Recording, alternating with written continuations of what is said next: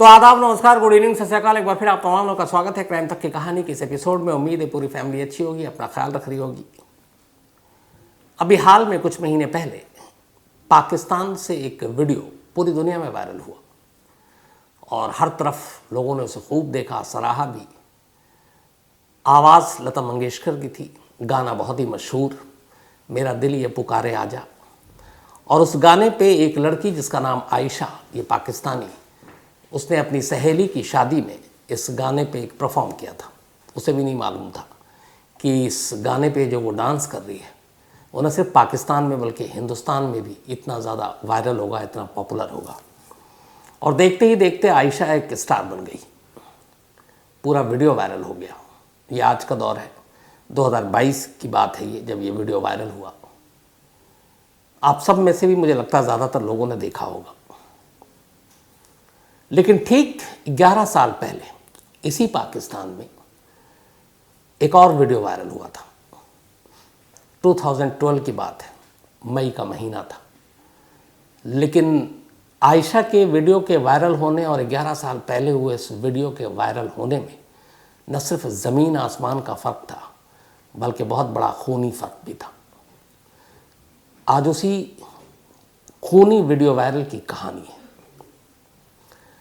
पाकिस्तान में एक जगह है, ख़ास तौर पर ये बहुत सारे लोग जानते हैं जब से तालिबान और ये सारी चीज़ें आई हैं और अफ़गानिस्तान के करीब भी है, खैबर पख्तूनख्वा। यहाँ हमेशा ये डिस्टर्ब रहता है पूरा इलाका, पश्तूनी इलाका है, वहाँ पे बहुत सारे वो लड़ाके और ये तमाम लोग रहते हैं। और खैबर पख्तूनख्वा में अलग अलग जो इलाका है वहाँ पे ज़्यादातर अलग अलग ट्राइब्स रहते हैं, उनके अलग अलग, मतलब जैसे हमारे यहाँ होता है तो वैसे ही वहाँ पे ट्राइब्स हैं अलग अलग। आमतौर पर शहरी ज़िंदगी से ये लोग कटे होते हैं, इनके अपने दस्तूर, अपना कानून होता है और जो सरकार और सरकारी कानून है उनमें से बहुत सारी चीज़ों को ये लोग नहीं मानते और सरकार फोर्स भी नहीं करती है, उन्हें लगता है उनके हाल पे छोड़ दो। ऐसे समझिए कि कुछ ऐसे रिवाज, कुछ रीति, कुछ रस्में होती हैं जो वो गाँव वाले खुद तय करते हैं और उसी के हिसाब से पूरा गाँव उसको मानता है और चलता है। जैसे अपने कई बार आपने सुना होगा खाप पंचायत या पंचायत, अलग अलग, तो उनके आदेश, उनके फरमान कई बार सरकार और संविधान के ख़िलाफ़ होता है, लेकिन कोई उसके ख़िलाफ़ नहीं जाता जो वहाँ पर रहता है। तो खैबर पख्तूनख्वा में एक इलाका है जिसका नाम है कोहिस्तान, और ये कहानी कोहिस्तान वीडियो केस के नाम से मशहूर है। तो इसी कोहिस्तान में एक फैमिली रहा करती थी। इस फैमिली के तमाम लोग पढ़ाई लिखाई और अपना बाकी काम धंधा करते थे। उनमें से एक था अफजल कोहिस्तान। अफजल कुल 8 भाई थे और अफजल का अपना टेलरिंग शॉप था, शहद का कारोबार था और ख़ाली वक्त में वो कानून की पढ़ाई किया करता था। तो बाकी अफजल और अफजल के भाई वहीं रहते थे। इसी दौरान में अफजल के 2 भाई अफजल के साथ रहा करते थे और अफजल की बीवी भी। तो ये अपने जो पुश्तैनी जो गांव था वहाँ से थोड़ी दूर कारोबार के सिलसिले में, मतलब कोहिस्तान से अलग, गदार एक जगह है, गदार से दूर रहा करता था। 2010 में अफजल के 2 भाई, उनके एक जानने वाले के यहाँ शादी थी तो वो वापस अपने गांव पहुँच जाते हैं। इनमें से एक का नाम था यासिर और एक का नाम था गुल नज़र। ये दोनों अफजल के भाई थे। अब ये पहुँचते हैं, 2010 की बात है, मई जून का महीना है। वहाँ जब जाते हैं तो गांव में एक शादी थी। उस शादी में तमाम लोग खुश थे और उसी शादी में एक वीडियो शूट हो रहा था। शूट करने वालों में अफजल का एक भाई था और दूसरा भाई उस वीडियो में कैद हुआ, वो बाकायदा डांस कर रहा था। और उसी वीडियो में 5 और लड़कियां थीं, लेकिन इनमें से 4 का चेहरा दिखाई दे रहा था, 5वीं लड़की का चेहरा नहीं दिखाई दे रहा था। और वो 5 तालियां बजा रही थीं, गा रही थीं। तो वीडियो के अंदर 4 लड़कियों का चेहरा, 5वीं लड़की का चेहरा नहीं, लेकिन वो भी फ्रेम में थी। और साथ में अफजल का एक भाई उसमें नाचता हुआ और फिर अफजल का दूसरा भाई वीडियो शूट करता हुआ, क्योंकि बीच में भाई ने भी कुछ शूट किया था। तो ये सारे वीडियो बना 2010 में एक शादी समारोह का, बिल्कुल वैसे ही जैसे आयशा ने अभी हाल में पाकिस्तान में मेरा दिल ये पुकारे पर जो डांस किया था, तो वैसे ही था एकदम लगभग। गाने अलग थे उनके अपने, लेकिन सब कुछ वैसे ही था। 2010 में ये वीडियो शूट हुआ, शादी वादी हो गई, सब कुछ ठीक। लेकिन 2012 में मई का महीना आया, 2 साल हो चुके थे शादी को। अचानक इस वीडियो को कुछ लोगों ने ऑनलाइन इंटरनेट पर लीक कर दिया। अब जब लीक किया तो इसी खैबर पख्तूनख्वा के इस इलाके में यानी कोहिस्तान में भी वहाँ के लोकल लोगों ने इस वीडियो को देखा। अब उसमें देखा कि उनके अपने इलाके की अपनी कबीलाई अलग अलग वहाँ पे कबीले के लोग हैं और सारे कबीले के अपने अपने रूल्स हैं।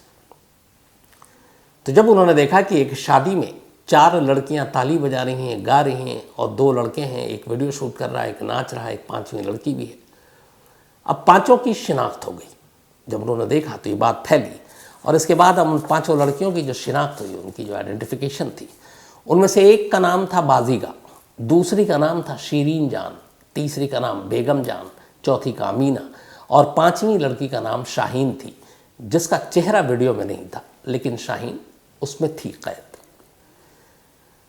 ये 5 लड़कियां उस वीडियो में गा रही हैं और तालियां बजा रही हैं और एक लड़का वीडियो बना रहा है, दूसरा लड़का नाच रहा है। अब जब इन 5 की शिनाख्त हो गई तो वहाँ ये हुआ कि इस कबीले के रूल और रीति रिवाज के ख़िलाफ़ है कि लड़कियाँ नाचें, लड़के वहाँ मौजूद हों और ऊपर से वीडियो बनाएं और वीडियो में वो कैद हो। अब कबीले की अलग अलग जो लड़ाई झगड़े ये सारी चीज़ें होती थी, उसका फ़ैसला किया जाता था जैसे अपने यहाँ, मैंने ऐसे समझ लीजिए कि जैसे अपने यहाँ पंचायत होता है। तो वहाँ जो पंचायत है उसका वहाँ पे नाम जिरगा है। जिरगा मतलब उस कबीले के जो मुअज़्ज़िज़ लोग हैं, जो सम्मानीय लोग हैं, बुज़ुर्ग लोग हैं, वो बैठते हैं 8, 10, 15, 20 और किसी भी मसले का, किसी भी प्रॉब्लम के बारे में वो बैठकर तमाम लोगों की बातें सुनने के बाद अपना फ़ैसला सुनाते हैं। तो अब इसमें इशू ये था कि जो शादी थी वो शादी किसी और कबीले की थी लड़की की, और ये लड़कियां जो वहाँ मौजूद थी वो उनकी दोस्त थीं, और ये जो लड़का था ये उन लड़कियों के ही बिरादरी से ताल्लुक़ रखता था, मतलब कबीले का। अब जब जिरगा बैठी कि ये तो गलत है, इस्लाम के रूल के भी ख़िलाफ़ है कि लड़कियां ताली बजा रही हैं, गा रही हैं और वीडियो में कैद हो रही हैं, तो अब जिरगा बैठा। जिरगा बैठने के बाद ये तय हुआ कि इस वीडियो में जो 5 लड़कियां दिखाई दे रही हैं, उन 5 लड़कियों के उनकी अपनी फैमिली, मतलब उनके अपने बाप और भाई कत्ल कर दें, और जो लड़के हैं दोनों वीडियो में उन्हें भी मार दिया जाए। अब जिरगा का ये फैसला था, फैसले को आप टाल नहीं सकते, ये फैसला हो चुका गुपचुप तरीके से। अब इसके बाद ये 2012 की बात है जब लीक हो गई थी सब कुछ, तो मई में ये फैसला आया जिरगा का लीक होने के फ़ौरन के बाद।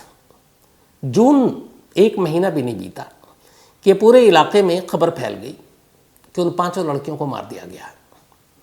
अच्छा, जो 2 लड़के थे वो शादी के बाद फिर अपने भाई अफजल के पास पहुंच गए थे गदार, तो वहाँ थे। बाकी परिवार जो है उनका वहीं रह रहा था अपने गांव में, लेकिन उनका इस शादी और वीडियो से कोई कनेक्शन नहीं था।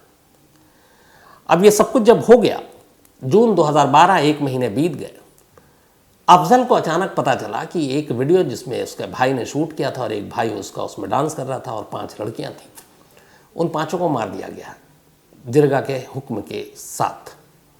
ये बात अफजल को बहुत बुरी लगी।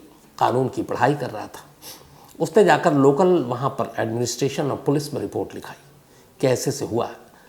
लेकिन अब चूँकि वहाँ पुलिस और बाकी चीज़ें भी हैं, लेकिन सिर्फ नाम को, असली चलता है कबीलों का अपना अपना जो नियम है। पुलिस ने रिपोर्ट लिखी, उसने कहा ठीक है हम जांच करते हैं। उसका पुलिस ने थोड़ी देर के बाद आकर कहा कि ये सब बकवास है, 5 लड़कियां जिंदा हैं और ठीक है। लेकिन अफजल को खबर मिल चुकी थी कि 5 लड़कियां मर चुकी हैं। उसे ये भी पता था कि उन 5 लड़कियों को बुरी तरह टॉर्चर करके मारा गया और उनके अपने बाप और भाइयों ने ही मारा और फिर लाश ले जाकर कहीं फेंक दी। अफजल को लोकल एडमिनिस्ट्रेशन से मदद मिली नहीं, हर तरफ वो भागता रहा, कोई काम नहीं आया। इसके बाद वो वहाँ से बाहर निकलता है, बड़े शहर आता है और अब अखबारों के चक्कर काटता है, टीवी चैनल के, और बताता है कैसे ऐसे ऑनर किलिंग के नाम पर 5 लड़कियों को मार दिया गया। जून 2012 में ही नेशनल मीडिया में पहली बार ये खबर छपती है पाकिस्तान में। अब 5 लड़कियों इस तरह से मारा गया और एक वीडियो वायरल। तब तक ये वीडियो भी बहुत सारे लोगों ने देखा, बड़े शहरों में देखा, कराची में देखा, इस्लामाबाद में देखा, लाहौर में देखा। तो ये हुआ कि हाँ भाई ये तो है। अब कोशिश रंग लाई मीडिया के ज़रिए जो अफजल है वो पहुंच गया सुप्रीम कोर्ट। पहले लोअर कोर्ट में गया, इधर उधर कुछ हुआ नहीं, मीडिया में भी चल रहा था। सुप्रीम कोर्ट ने भी, चूंकि ऑनर किलिंग का मामला इशू आ गया, तो सुप्रीम कोर्ट ने सो मोटो लेते हुए कहा कि इसकी जांच होनी चाहिए। सुप्रीम कोर्ट ने एक कमेटी बनाई और कमेटी बनाकर उसमें कुछ महिलाओं को भी शामिल किया और कहा कि आप लोग पख्तूनख्वा कोहिस्तान जाएं और वहाँ जाकर पता करें कि ये जो 5 लड़कियाँ वीडियो में हैं ये सचमुच क्या मार दी गई हैं। सुप्रीम कोर्ट के आदेश पर एक कमेटी बनी, उस कमेटी में तमाम लोग थे, वो पहुँचते हैं वहाँ पे। वहाँ जाने के बाद वो जो कबीले के लोग थे 5 लड़कियों को उनके सामने पेश करते हैं। 5 लड़कियाँ आती हैं, अपना अपना नाम बताती हैं कि मैं बाजीगा हूँ, मैं शीरी हूँ, मैं बेगम जान हूँ, मैं अमीना हूँ और मैं शाहीन हूँ। कमेटी उन सबको देखती है, जिंदा है। कमेटी लौट कर आती है और अपनी रिपोर्ट सुप्रीम कोर्ट को दे देती है। लेकिन उस कमेटी में एक और मेंबर थी, एक महिला थी, और वो महिला एक यूनिवर्सिटी में प्रोफेसर भी हैं। उन्हें उन लड़कियों को देखकर शक हुआ। उनका कहना था कि जो वीडियो में लड़कियां हैं 2010 में शूट हुआ था और इसके बाद ये जो कमेटी पहुंची है ये 2012 में पहुंची है, तो उसमें कुछ फ़र्क आ रहा है। वीडियो में लड़कियां बड़ी दिखाई दे रही हैं, इनके सामने जो पेश किया गया वो छोटी दिखाई दे रही हैं।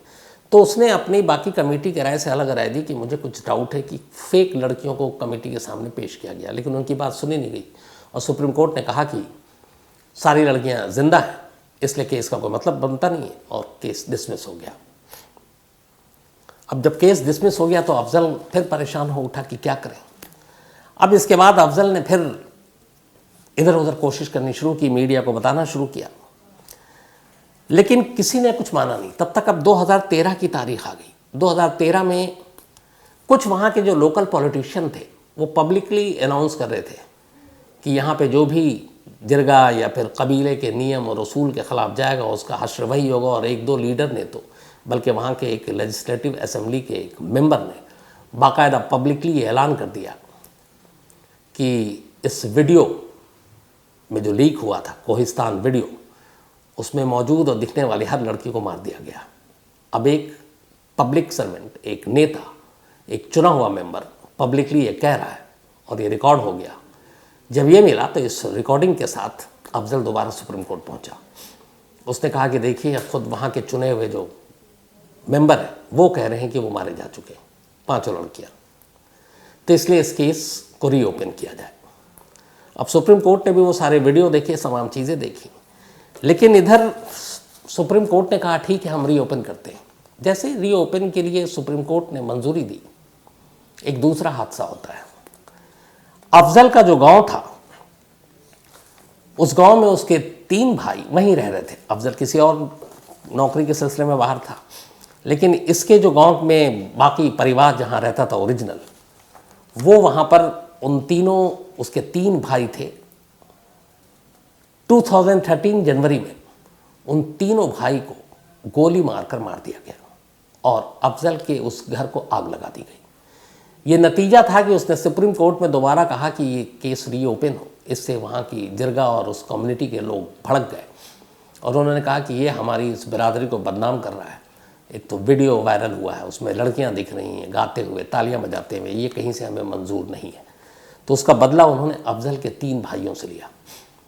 इधर जो अफजल के बाकी 2 भाई थे वो उन्हें उस गांव के लोगों ने पनाह दे दी जो उसकी एक बिरादरी से ताल्लुक़ रखते थे और जो लड़की की भी बिरादरी सेम थी कबीले के हिसाब से। तो 8 फरवरी को ये ऐलान किया था एक मेंबर ने और इसके बाद सुप्रीम कोर्ट ने फिर कहा कि रीओपन करते हैं, लेकिन उसी दौरान में इन 3 भाइयों का कत्ल कर दिया गया। अब जब ये खबर आई तो इसके बाद ये हुआ कि नहीं, मामले में कुछ तो सच्चाई है। अब सुप्रीम कोर्ट को भी इस 3 कत्ल की खबर मीडिया के जरिए मिली और कत्ल के तार उसी वीडियो से जुड़ रहे। सुप्रीम कोर्ट ने फिर से कमेटी बनाई और अब ये था कि पिछली बार लड़कियां गलत दिखाई गई हैं, तो इस बार इस बात का ध्यान रखा जाए। अब इस बार फिर से एक कमेटी पहुंचती है उसी कबीले के इलाके में और इस बार भी वो लेडी शामिल थी। उनका नाम है डॉक्टर फरजाना बारी, जो एक प्रोफेसर है यूनिवर्सिटी में। और पिछली बार भी जब वो गई थी तब उन्होंने शक जताया था कि ये असली लड़कियां नहीं हैं, और अब वही बात सच निकल रही थी। तो सुप्रीम कोर्ट ने दोबारा कमेटी बनाई, और दोबारा कमेटी बनाने के बाद नवंबर 2016 की तारीख अब आ गई थी। एक कमेटी फिर पहुंचती है गांव, वहां कहा जाता है कि 5 लड़कियों को पेश किया जाए। 5 लड़कियां पेश होती हैं। इस बार कमेटी उनकी तस्वीर भी खींचती है।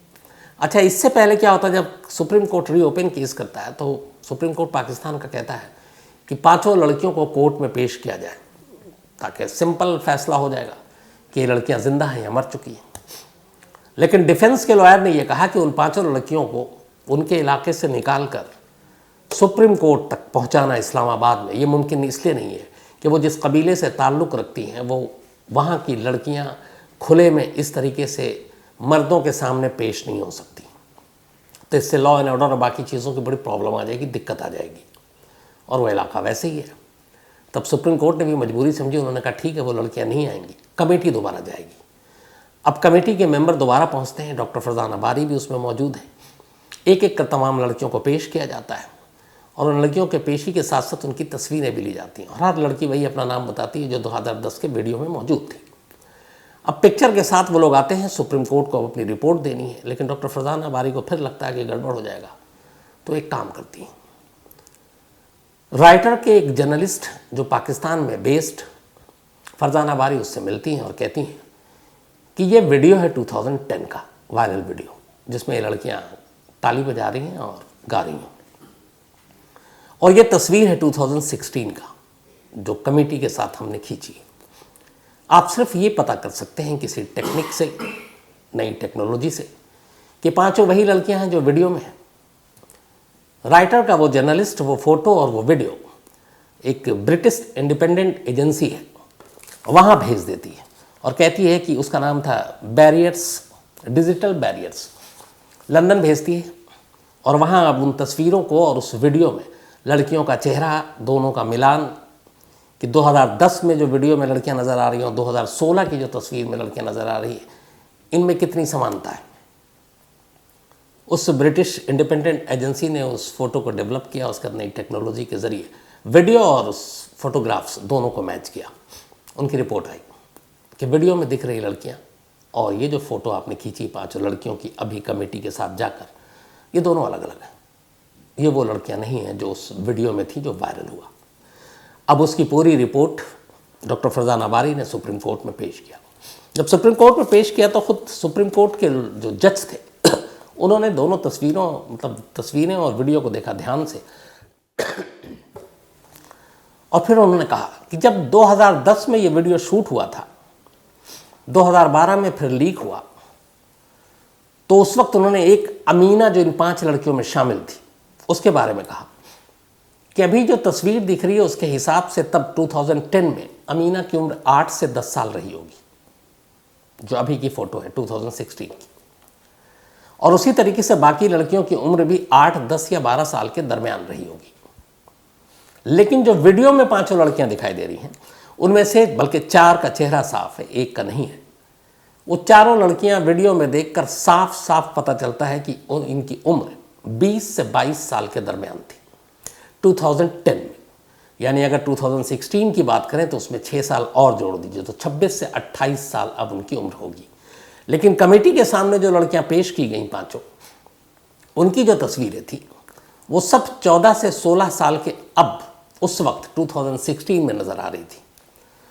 और उस एजेंसी राइटर के ज़रिए जो उन्होंने किया था उससे भी पता चल गया कि ये वीडियो और ये अलग अलग है। अफजल को लगा कि अब जीत हासिल है। इसके बाद फिर सुप्रीम कोर्ट ने कहा कि अब जांच किया जाए। सुप्रीम कोर्ट के आदेश पर कोहिस्तान पुलिस ने आखिरकार 2018 में मुकदमा दर्ज किया 5 लड़कियों के कत्ल का। 3 भाइयों के अफजल के कत्ल का मुकदमा किसी और पुलिस स्टेशन में पहले दर्ज हो चुका था। तो सुप्रीम कोर्ट के आदेश पर कोहिस्तान पुलिस ने मुकदमा दर्ज किया। इसके बाद जांच की। जांच करने के बाद उन्होंने, पुलिस ने जो अपनी रिपोर्ट दी उसमें यह कहा कि शीरीन जान, बेगम जान और बाजीगा, इन तीनों के बारे में अब कंफर्म है कि इन तीनों का कत्ल हो चुका है। लेकिन जो बाकी 2 लड़कियां हैं, अमीना और एक और, वो जिंदा हैं। ये लोकल पुलिस ने अपनी जांच में कहा, लेकिन उनके जिंदा होने का कोई पुख्ता सबूत सामने नहीं आया। बट ये है कि 3 मारी जा चुकी हैं और 2012 में जैसे ये लीक हुआ उसी के 15 दिन के अंदर अंदर इनका कत्ल हो गया था। इसके बाद इन तीनों लड़कियों के 2 के फादर और 1 के भाई, उसका चूंकि फादर था नहीं, इनको गिरफ्तार किया गया। 5 और रिश्तेदारों को गिरफ्तार किया गया। फादर और भाई ने एक्सेप्ट किया और बड़े गर्व से एक्सेप्ट किया, क्योंकि उस वक्त ये था कि ऑनर किलिंग और ये सारी चीज़ें, तो उन्हें लगा कि उन्होंने कोई गलत काम ही नहीं किया। तो उन्होंने माना कि हाँ हमने मार डाला। इसके बाद फिर मुकदमा चला। भाई जो पिता थे दोनों, इनको मौत की सज़ा और भाई को उम्र कैद की सज़ा दी गई। बाकी 5 लोगों को जो पकड़ा था उनको बरी कर दिया गया। इसके अलावा एक दूसरे पुलिस स्टेशन और दूसरे कोर्ट में अफजल के 3 भाई को जब मारा गया, कत्ल किया गया, उसका उनका घर जला दिया गया। उसमें से एक को फांसी की सज़ा हुई और बाकी लोगों को, 5 लोग और थे उनमें, उनको 25 साल कैद की सज़ा सुनाई गई। तो इस तरीके से अफजल अपनी एक लड़ाई जीत चुका। अकेला वो शख्स था जो 2012 से इस मुहिम में जुटा हुआ था। तो करीब 6 से 7 साल तक एक लंबी लड़ाई अफजल ने लड़ी, अफजल कोहिस्तान ने लड़ी।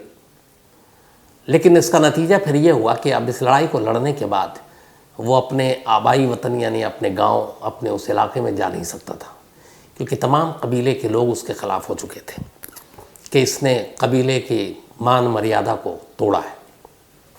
इसलिए वो अब दरबदर हो गया।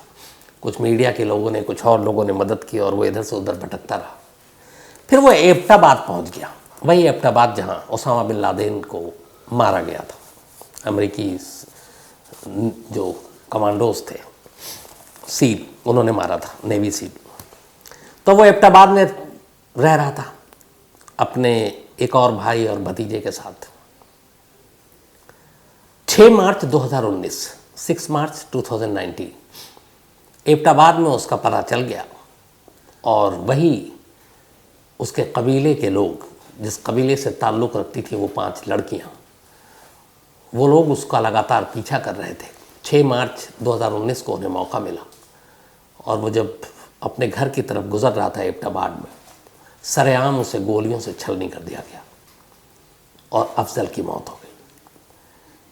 तो एक केस जिसको वो एक कबीले से उठाकर पाकिस्तान के शहर शहर, घर घर तक पहुंचाया, कानूनी लड़ाई लड़ी, सुप्रीम कोर्ट तक गया, सज़ा दिलाई, उन 5 लड़कियों का सच ज़माने के सामने लाया, ऑनर किलिंग की कहानी सामने लाई। लेकिन आखिर में इस सच को सच साबित करने का अंजाम ये हुआ कि खुद अफजल को भी मार दिया गया। आज भी ये पाकिस्तान में कहानी ऑनर किलिंग, या फिर ये कहें कि जो अफजल की एक लड़ाई है, और कोहिस्तान वीडियो केस के नाम से जाना जाता है। तो मुझे यही याद आया कि जब इस कहानी को शुरू कर रहे हैं कि वक्त कैसे बदलता है, या फिर जगह और बाकी चीज़ें भी मायने रखती हैं। बहुत तेज़ी से हम लोग बेशक तरक्की करें, लेकिन एक ही देश में बहुत सारे ऐसे इलाके हैं जहाँ आज भी पुरानी रस्में, रिवायत, रिवाज उसी तरीके से मानी जाती हैं। और उसकी मिसाल हमारे यहाँ भी है। बहुत सारी ऐसी ऑनर किलिंग की जब तक खबर आती रहती है, पंचायत और खाप पंचायत के फैसले हम सब जानते हैं। तो उसी पाकिस्तान में एक आयशा जो रातों रात स्टार बन जाती है, और उसी पाकिस्तान के एक हिस्से में 5 ऐसी मासूम लड़कियां जो सिर्फ ताली बजा रही थीं और गाने गा रही थीं, उन्हें मार दिया जाता है। तो ये थी कहानी। अब कहानी ख़त्म करूं उससे पहले वही अपना सिलसिला, और आज बड़ा अफसोस इसलिए भी कि उम्मीद तो थी कि जीत नहीं पाएंगे, लेकिन हल्की सी उम्मीद फिर भी रहती आखिरी दम तक कि 75 रन है, डिफेंड कर लेंगे, पर ऐसा हुआ नहीं। और ऑस्ट्रेलिया 9 विकेट से ये टेस्ट जीत गए। लेकिन कोई बात नहीं, 2-1 से भी हम आगे हैं। आखिरी टेस्ट बचा हुआ है। मैं चाहता हूँ इसलिए जीते क्योंकि वर्ल्ड टेस्ट फाइनल जो है उसको हम लोग खेलें। तो अब चौथे टेस्ट पे हम सबकी नज़र होगी। खैर, वही अपना सिलसिला। आज आमरीन का बर्थडे है, तो हैप्पी बर्थडे आमरीन, बहुत बहुत आपको मुबारक जन्मदिन। और सरफराज खान ने भेजा, उनकी वाइफ हैं। इसके अलावा सिद्धार्थ सिंह, इनका भी आज जन्मदिन है, तो हैप्पी बर्थडे सिद्धार्थ। और प्रकाश तिवारी, इन्होंने भेजा है, और सिद्धार्थ कीव लौट चुके हैं। यूक्रेन वॉर की वजह से वो अपनी पढ़ाई, उस वक्त सभी को भागना पड़ा था और उनको भी वहाँ से रेस्क्यू करके लाया गया था, तो वो वापस कीव पहुँच चुके हैं यूक्रेन यानी। तो all the best Siddharth and happy birthday. इसके अलावा अलका बेनीवाल, इनका भी आज बर्थडे है। Happy birthday Alka and thank you so much आपके मेल के लिए। श्रुति शुक्ला, इनका भी आज जन्मदिन है। हैप्पी बर्थडे श्रुति। और विवेक कुमार ने भेजा है। इसके अलावा पिंटू का भी आज जन्मदिन है, तो हैप्पी बर्थडे पिंटू। और ये अन्नू यादव ने भेजा है, वो उनके भाई हैं गाजीपुर से।